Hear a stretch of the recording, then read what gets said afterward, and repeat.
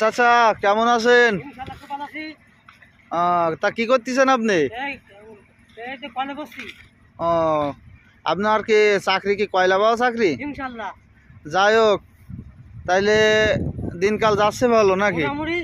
আমাদের দর্শকের উদ্দেশ্যে আপনি কিছু বলবেন?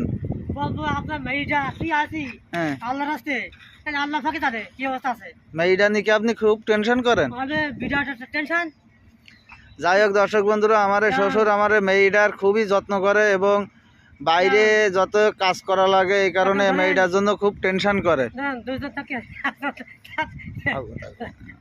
এবার যাই হোক টেনশন করে এই কারণে যে আমার এই যে মেয়ে মানে আমার চাচার যে ওয়াইফ রে অত্যন্ত ভালোবাসে, কিন্তু দুঃখজনক হচ্ছে যে গরিব বংশে জন্ম, এই কারণে মনে করেন বাইরে এসে এই যে দিনমজুরি অথবা এই যে পরিশ্রম করা বলে, যাই হোক তবুও করা লাগতেছে, কারণ কি করব, গরিব বংশে জন্ম।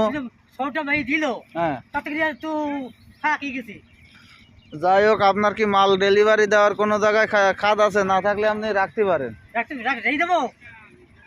রাখতে পারেন। আর যদি সামনের দিকে এসে বক্তব্য দিয়েছেন দর্শকের, তা দিতে পারেন ইনশাআল্লাহ। হ্যাঁ, দেখেন কত সুন্দরভাবে কয়লা বসছে। হ্যাঁ, তবে এই যে কাজ কাম করতে দেখেন বাঘ নিয়ে কত সুন্দরভাবে ড্যান্স মারতেছে। আমার এই যে চাষা যে কত খানিকটা রসিক, একটু আপনারা না দেখলে বুঝতে পারবেন না। দেখেন কত সুন্দর নাচানাচি করতেছে, হেলে দুলে। যাই হোক, বাঘ জন্য ভেঙে ফেলায় না শ্বশুর। হ্যাঁ, দেখেন কি অবস্থা। আমার শ্বশুর এই কয়লার বাঘ নিয়ে খুবই আনন্দ করতেছে, আপনারা দেখুন।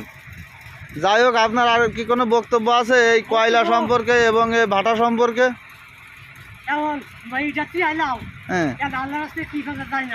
ও বাড়ি যেয়ে আমরা দেখমু আনে, কিন্তু বাড়ি যেয়ে আমরা দেখমু আনে, কিন্তু এই ভাটা সম্পর্কে বা এই কাজ সম্পর্কে আপনার কোনো বক্তব্য থাকলে আপনি বলতে পারেন দর্শকের। হ্যাঁ, আর সকালে নাস্তা পানি হয়েছে কি কি, একটু দর্শকের বলেন, জোরে বলেন।